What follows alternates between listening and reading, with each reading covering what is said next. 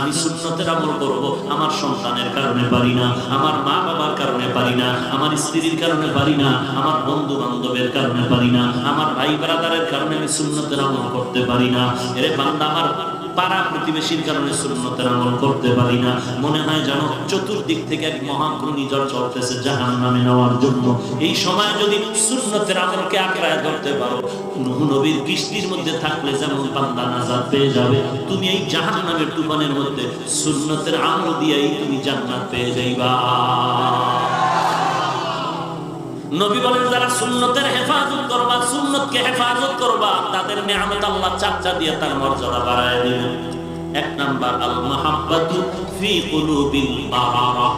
এক নাম্বার মহব্বত হলো আল্লাহ তাআলা ওই সুন্নতের আমলওয়ালার জন্য নেক আমলওয়ালাদের সিনার মধ্যে মহব্বত বাড়ায় দিবে। সুন্নতের আমলওয়ালা দেখা নাই, সাক্ষাৎ নাই, কিন্তু অন্তরের মধ্যে মহব্বত তৈরি হয়ে যাবে। আল্লাহওয়ালারা তার জন্য দিল তুলে দোয়া করবে।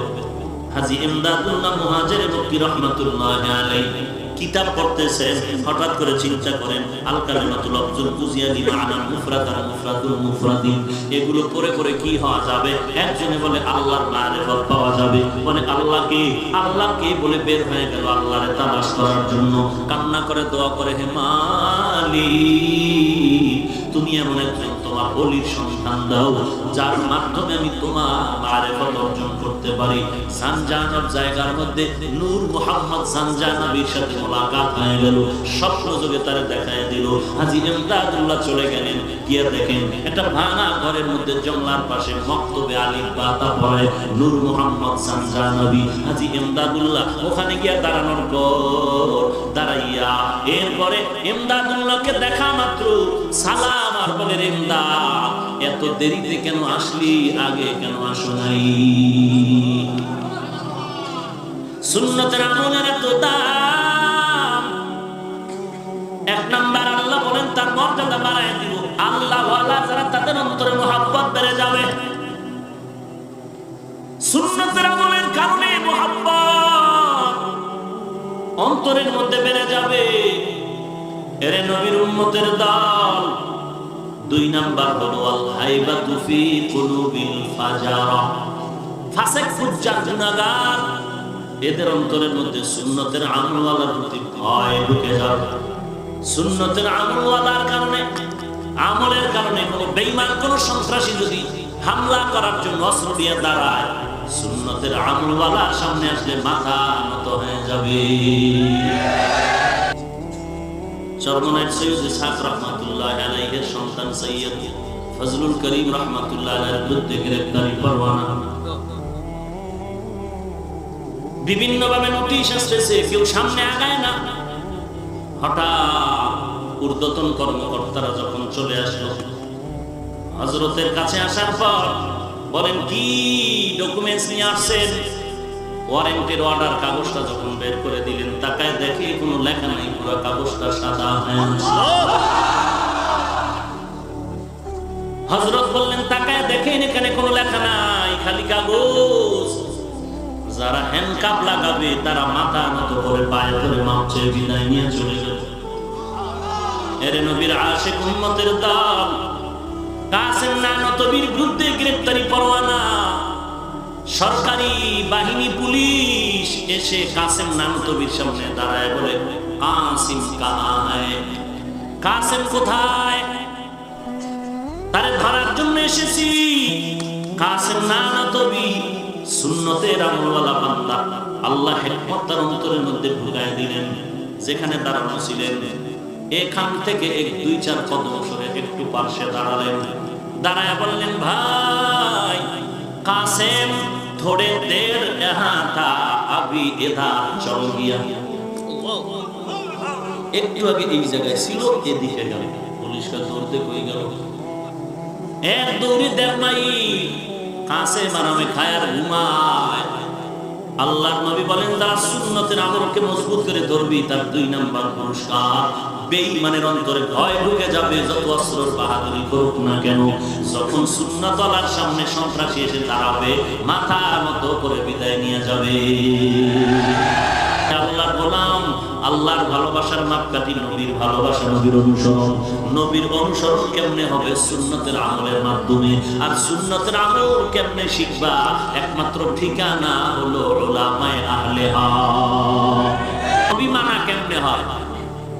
নবী বলেন, আমাকে মানা তখনই হবে যখন আমার আদেশ নিষেধ উম্মতেরা মেনে নেবে।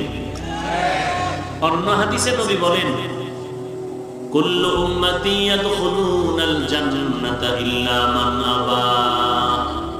কিলা মান আবা? ক্বালা মান আতাআনি দাখালাল জান্নাতা ওয়া মান আসানি ফাকাদ আবা। এরে উম্মত, ভালো করে শুনে নাও। নবী বলেন, সব উম্মতের দল জান্নাতে যাবে যারা আমি নবীকে মানে না তারা ব্যতীত। সাহাবায়ে কেরাম প্রশ্ন করলেন, হে পয়গম্বর, কারা আপনাকে মানে কারা মানে না? নবীজি বললেন, মান আতাআনি দাখালাল জান্নাতা ওয়া মান আসানি ফাকাদ আবা। যারা আমি নবীর সুন্নতের অনুসরণ করবে তারা আমাকে মানবে, জান্নাতে যাবে। যারা আমার সুন্নত মানবে না তারা আমি নবীকেও মানলো না। অন্য হাদিসের মধ্যে নবী বলেন, মান আহাব্বা সুন্নতি ফাকাদ আহাব্বানি ওয়া মান আহাব্বানি কানা মাইয়া ফিল জান্নাহ। নবী বলেন, উম্মতের দল যারা আমি নবীকে সুন্নতকে আমার মহব্বত করবা তারা আমি নবীকেই ভালোবাসলা। যারা আমি নবীর মহব্বত আর ভালোবাসা অন্তরে জমা করবা, আমি নবী বলে গেলাম কিয়ামতের ময়দানে, তুমি নবী আমি নবীর সাথে তুমি সুন্নাত ওয়ালা একই জান্নাতে থাকো। কি ফলাফল দাঁড়ালো? আল্লাহকে কে ভালোবাসে কে ভালোবাসে না জ্বলন্ত প্রমাণ হলো যে নবীর অনুসরণ করে। কে নবীর অনুসরণ করে কে নবীর অনুসরণ করে না তার প্রমাণ হলো নবীর সুন্নতের আমল দিয়া। যারা নবীর সুন্নত মানে সে নবী মানে, যে নবী মানে সে আল্লাহ মানে, যে আল্লাহ মানে সে জান্নাতে যাবে। যে নবীর সুন্নত মানে না, প্রমাণ হলো সে নবী মানে না। যে নবী মানে না সে আল্লাহর জান্নাতেও যাবে না। ভাইরা আমার, সুন্নতের আমল করো রে গোলাম। কেমনে করবা? সুন্নত তো জানি না কি জিনিস, সুন্নত চিনি না কেমন। কোরআন হাদিসের মধ্যে আল্লাহর নবী বয়ান করেছেন, মেসওয়াক করো। মেসওয়াক করা সুন্নাত, নখ কাটার মধ্যে রাখার মধ্যে সুন্নাত, চুল কাটার মধ্যে রাখার মধ্যে সুন্নাত, পোশাকটা পরার মধ্যেও সুন্নাত আছে, খানা খাওয়ার মধ্যে সুন্নাত আছে। ও বান্দা, তুমি নবীর সুন্নাত জানো না, চিনো না, এখন কি করা যায়? আল্লাহর নবী এই বিষয় ইঙ্গিত দিয়া বলেন, আল উলামা ওয়ারাসাতুল আম্বিয়া। উলামায়ে আহলে হক হলো আম্বিয়া কেরামের ওয়ারিস। টাকার ওয়ারিস না, এরা হলো একমাত্র ইলমে নবুয়তের ওয়ারিস। এরা নবীর উম্মতের দল। খবরদার, সুন্নাত যারা চিনো না জানো না, আমি নবী কিয়ামত পর্যন্ত থাকবো না, চিরদিন থাকবো না। 63 বছরের সীমানায় বিদায়ের পাড়ি জমায়ে যাব। আমার সাহাবীরাও থাকবে না, আবু বকর ওমর ওসমান থাকবে না। এমন একটা সময় আসবে উম্মতের সামনে কোরআন থাকবে, হাদিস থাকবে, বুঝবে না। ওই সময় উম্মতেরা আমি নবীর সুন্নাতগুলো আমল কেমনে করবে? নবী বলেন, নবী থাকবে না, নবী আসবে না, সাহাবারাও আসবে না, কিন্তু কিয়ামত পর্যন্ত থাকবে উলামা। অতএব তোমরা উলামায়ে কেরামের কথা মেনে মেনে আমল করো। উলামায়ে কেরামদের থেকে সুন্নতের আমল জেনে আমল করো। কারণ এই উলামারা নিজের বানানো কোনো সুন্নতের কথা বলবে না। যারা হক্কানি আলেম এরা নিজের থেকে বানায় কিছু বলবে না। এরা কোরআন হাদিস নিয়ে নবীর প্রেসক্রিপশনটাকে তোমাদের সামনে ওপেন করে দিবে। এরা আগের আলেমদের থেকে শিখছে। আগের আলেম ওলামারাও তারা অন্য আলেমদের থেকে শিখেই আমল করেছে। ওই ওলামায়ে কেরাম মুজতাহিদ ইমামগণের অনুসরণ করে শিখছে। মুজতাহিদ ইমামগণের এভাবে তাবিঈনদের অনুসরণ করে শিখছেন। তাবিঈনগণ সাহাবায়ে কেরামের আমল দেখে দেখে শিখছেন। সাহাবায়ে কেরাম আমার নবীর সুন্নতের আমল দেখে দেখে শিখেছেন। অতএব বান্দা, নবীর সুন্নতের আমল নবীর থেকে দেখে শিখলো সাহাবায়ে কেরাম, সাহাবায়ে কেরামের সোহবতে গিয়ে শিখলো তাবেঈনগণ, তাবেঈনদের সোহবতে গিয়ে আমল শিখলো তাবেঈনগণ। এর নবীর উম্মতের দল, আমাকে একটু জবাব দাও, বর্তমান জমিনে যত বড় মুফাসসির, যত বড় মুহাদ্দিস, যত বড় মুফতি সাহেব, যত বড় শাইখুল হাদিস, সাহাবায়ে কেরামদের থেকে বড় আলেম নাকি? পিছনেও ছিল না, এখনো নাই, ভবিষ্যতেও আসবে। বলেন সাহাবায়ে কেরাম আল্লাহর দেওয়া কোরআন নবীর হাদিস কম বুঝেছেন? হ্যাঁ, সত্য কথা বলতে সমস্যা? সাহাবায়ে কেরাম আল্লাহর কোরআন নবীর হাদিস কম বুঝেছেন? হ্যাঁ, তাহলে তারা বুঝিয়া কেন বললো না নবী মানবেন, কোরআন হাদিস অনুযায়ী চলছে? তারা নবী মানছেন? কথা বলেন না। আবার নবীর অবর্তমানে অন্য অন্য লোকেরা সাহাবাদেরকে মানছেন? কথা বলেন না কেন? এর নবীর উম্মতের দল, ইঞ্জিনিয়ার হওয়ার জন্য তোমার লেখাপড়া করতে হবে, সার্টিফিকেট নেওয়া লাগবে, তারপর তুমি ওই কিতাব দিয়ে পারবা না। অভিজ্ঞ ইঞ্জিনিয়ারের পাশে সময় দিয়ে দিয়া তোমার ইঞ্জিনিয়ারিং প্র্যাকটিক্যাল শিখতে হবে। ডাক্তারি বই পড়িয়া তুমি 50 বছর লেখাপড়া করবা, ভালো ডাক্তার তুমি হতে পারবা না। অভিজ্ঞ ডাক্তারের পেছনে সময় লাগায় লাগায় তোমার প্র্যাকটিক্যাল সার্জারি শিখতে হবে। দুনিয়ার সব বুঝলি রে, কপাল পরা, আখিরাতের গুলো বুঝতে কেন এত কষ্ট হয়? এরে নবীর উম্মতের দল, নবীর সুন্নতের আমল যদি শিখতে চাও, উলামায়ে কেরামদের সোহবতে যেতে হবে। এ দেশে কি সুন্দরী মেয়ে নাই? বলে আমার নজরে এই মেয়ের মতো আর কোনো মেয়ে নাই। কি পেয়েছো? এই মেয়ের বাবা টাকা নাই, পয়সা নাই, গরিব বাবার মেয়ে। তোরে ধনী বাবার মেয়ে দিব, বলে ধনী মেয়ে লাগবে না, টাকা লাগবে না, বাড়ি লাগবে না। কি ব্যাপার? বলে কোনো ব্যাপার নাই, কোনো বয়ান নাই, আমি এই মেয়েকেই চাই, না হয় বিকল্প কোনো বয়ান নাই, এক রশিদে ঝুলে থাকবো, জিন্দেগি শেষ করে দিব। আল্লাহর নবী বলেন সুন্নতের আমলকে আঁকড়ায় ধরো, 3 নাম্বার পুরস্কার রিজিকে বরকত বেড়ে যাবে। 4 নাম্বার পুরস্কার হলো আসসাকাতু ফিদ্দীন, আল্লাহ তাআলা দ্বীনের উপরে চলা তার জন্য আসান করে দিবেন। ইস্তেকামতের সাথে চলতে পারবে বান্দা, কোন ধর্মের কাজ করতে বাধা আসবে না, কোনো টেনশন আসবে না, কোনো টেনশন আসবে না। ইবাদতের মাঝখানে আল্লাহর মহব্বত নিয়ে বান্দা আমল করতে পারবে, কোনো ভয় নাই। এর নবীর উম্মতের দল, যত বিপদ আর জরুরত থাকুক না কেন, আমলের বেলায় কেউ তার বাধা দিবে না, বরং উৎসাহ পাবে, কোনো টেনশন আসবে না। নিশ্চিন্তে বান্দা আল্লাহ ইবাদত করতে পারবে। ওরে আল্লাহর গোলাম, আল্লাহর ভালোবাসার মাপকাঠি নবীর ভালোবাসা, নবীর অনুসরণ। নবীর অনুসরণ কেমনে হবে? সুন্নতের আমলের মাধ্যমে। আর সুন্নতের আমল কেমনে শিখবা? একমাত্র ঠিকানা হলো উলামায়ে আহলে হাদিস। যারা বলে ওলামা লাগে না, তোর বাপ মার বিয়ে বৈধ করলো তোর দাদা, তোর মা বাবার বিয়ে বৈধ করলো ওলামায়ে কেরাম, তোর দাদা দাদি জানাজা পড়াইলো আলেম। এখন যদি বলো আমার আলেম লাগবে না, ওসিয়তনামা লিখে যাবে, তোরে যেন আলেম দিয়া জানাজা না দেয়, কুকুরের মতো দাফন করে রাখে।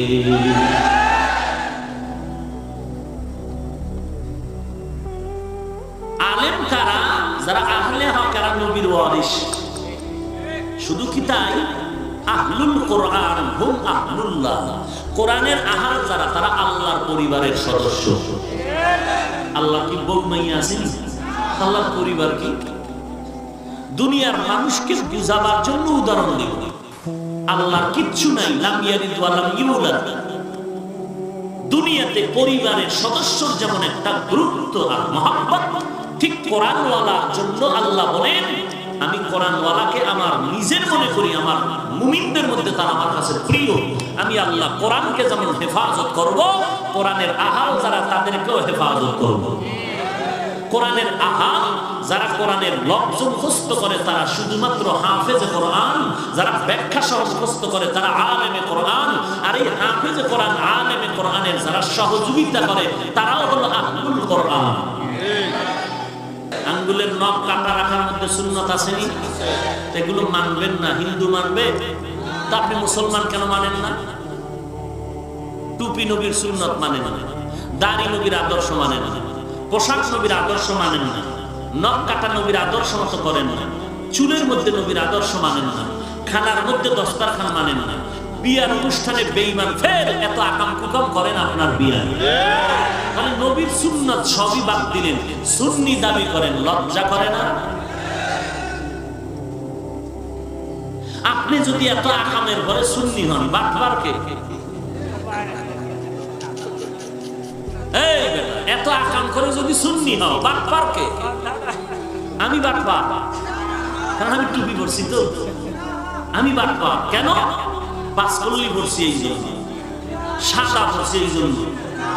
তো আমার সাদায় সমস্যা কি করবো বল? কালো তো মরার সময় তোর কালো কাপড় পরে মরতে হবে। তুই যদি ওয়াদা দাও তো কালোটা পরবো, তুই যদি ওয়াদা দাও আমার 14 গোষ্ঠী সবুজ কাপড় পরে কবরে যাবে, আর হজও সবুজ কাপড় পরবে, তা আমি সবুজ পরবো। হ্যাঁ গিয়া সব সাপের মতো সোজা। ইন্দুরে খায় বন্ধু তুই কত বড় লম্বা, আঁকা বাঁকায় বুঝিনি, তুই সোজা হ, বলে অসম্ভব। একদিন দেখে টাইট সোজা হয়ে রয়েছে, ধাক্কা দিয়ে দেখে যে প্রাণ নাই, হইলি তো মরার পর,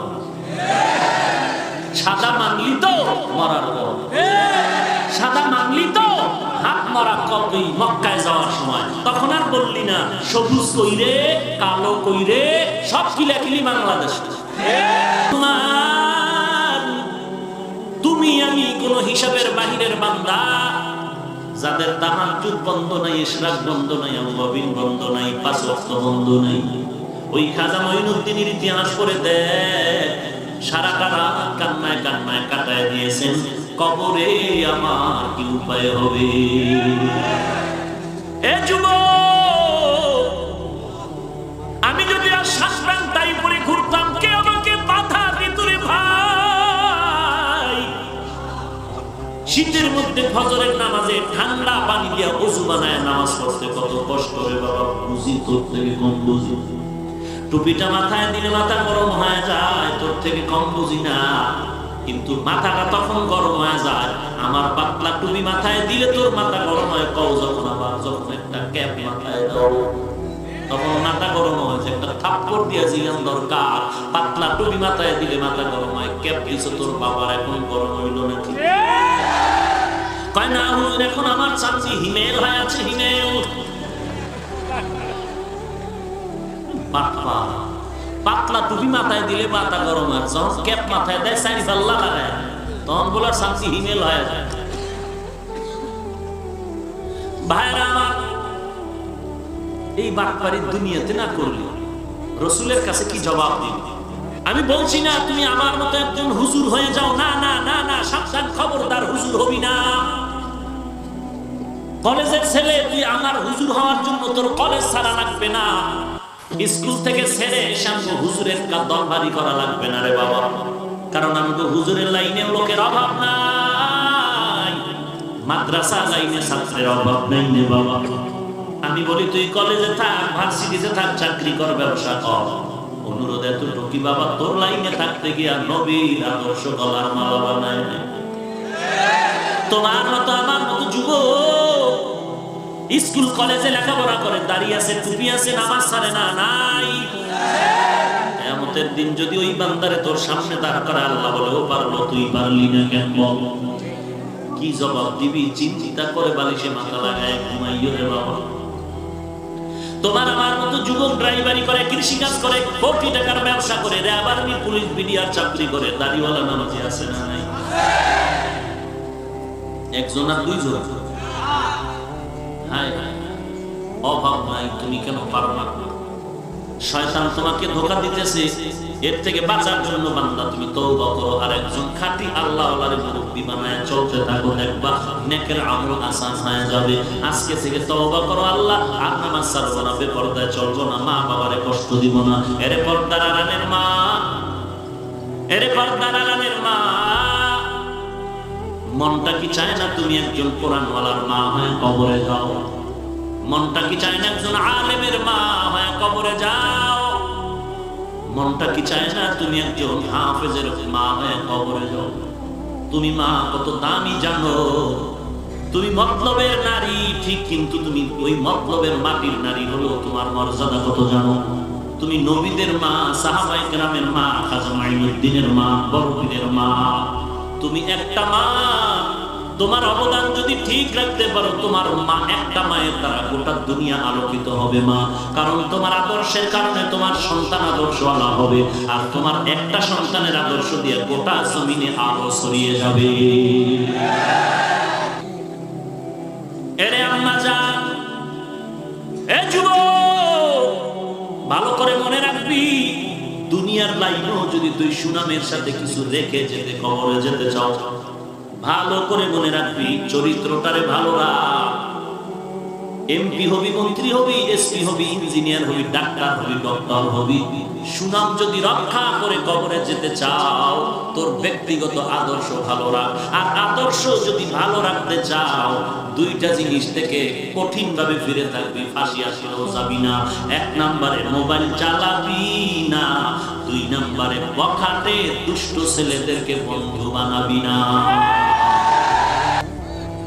তো বিদ্যার মতো পবিত্র জিনিস চুরি করে বইয়ের পাতা ছিঁড়ে তুই জুতার তলে নিয়েছো, তুই কত বড় নিকৃষ্ট চোর!